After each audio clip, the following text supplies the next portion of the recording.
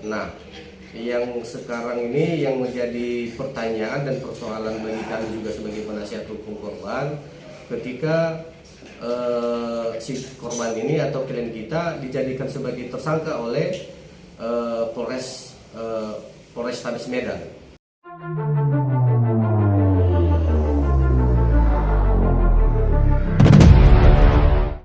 Baik, awalnya ini si klien kita atas nama si Aceng,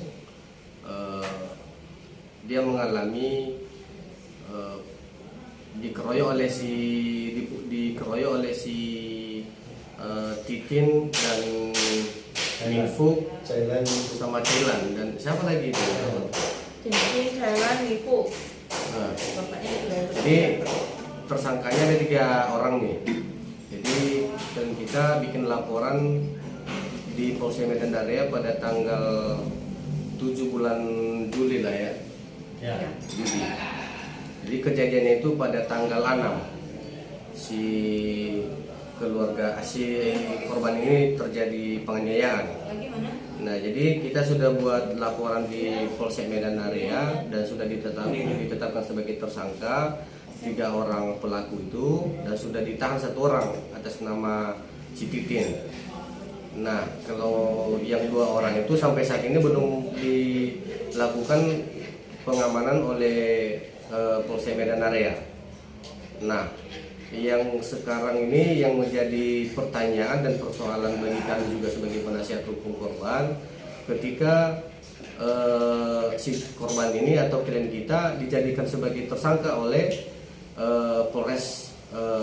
Polrestabes Medan tanpa kita ketahui. Dan ketika ditangkap pada hari tanggal berapa semalam ditangkap ya? Tanggal 25. Jadi ketika kita pertanyakan di penyidik Polres Medan Area, Polrestabes Medan. Jadi mereka katakan telah terbukti klien atau si Aceng ini melakukan penganiayaan juga terhadap si tersangka. Jadi saya tanya, boleh, itu tidak masalah, tetapi dasar mereka membuat laporan di sini seperti apa? Apakah ada hasil visumnya? Jadi kapan mereka buat laporan? Jadi kita minta kemarin untuk mengenai apa yang ditersangkakan kepada klien kita. Penyidiknya mengatakan tunggu harus surati dulu baru bisa kami beritahukan sama Bapak. Jadi kita sudah buat surat dan sudah kita mohon untuk penangguhan penahanan, dan sampai saat ini belum ada respon, dan turunan salinan BAP-nya pun belum disampaikan kepada kita oleh penyidik Polrestabes Medan. Nah, dan yang kami pertanyakan di sana dan kami merasa sebagai kuasa hukumnya bahwasanya ketika kami mempertanyakan yang membuat laporan ini adalah anak kandung daripada si terlapor, anaknya yang membuat laporan di Polrestabes Medan. Jadi berdasarkan itulah klien kita ini ditetapkan sebagai tersangka.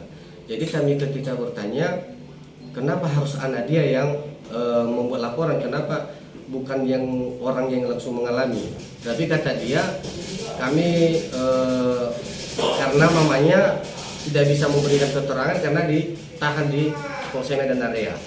Jadi makanya anaknya yang kami mintai keterangan.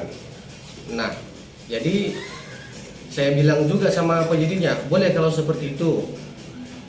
Kenapa kami sebagai penasihat hukum atau kepada si korban atau kepada si terlapor, kenapa tidak ada pemberitahuan? Paling tidak kan, karena tentu kan dasar anak dia membuat laporan di sini karena dikosakan sama dia. Dasar dia buat laporan di sini karena mama dia tidak bisa memberikan keterangan. Nah, karena tidak bisa memberikan keterangan itu, apa alasannya? Karena ditahan kan. Nah tentu kan polisi di Polrestabes Medan ini harus tanya dong sama si tersangka di sana atau sama yang melapor. Nah, jadi ini tidak ada ditanya, hanya berdasarkan keterangan anak si terlapor ini tadi, si tersangka ini. Jadi ditingkatkanlah yang di penyidikannya, jadi ditangkaplah klien kami atau si korban ini dijadikan sebagai tersangka. Nah, jadi kita pun sebagai kuasa hukum dan sudah berupaya mengambil atau mengetahui bagaimana ceritanya bisa ditetapkan sebagai tersangka ini si korban ini. Jadi saya pun hubungi melalui Pak Kasatnya, melalui Pak Kapolrestabes, tidak merespon dan bahkan katanya sudah sesuai prosedur. Jadi kalau menurut kita sebagai penasihat hukum korban, kita katakan sudah salah. Salahnya di mana? Menetapkan diri seseorang itu sebagai tersangka harus kan di sidik dulu kan, habis sidik kan dilidik, baru ditetapkan sebagai tersangka. Jadi di waktu sidik itu kan dicari siapa pelakunya. Kalau sudah ditemukan kan baru dipertanyakan kan, setelah apakah terbukti dia melakukan pemukulan atau tidak. Kalau terbukti maka ditetapkan dia sebagai tersangka kalau masuk ke penyidikan.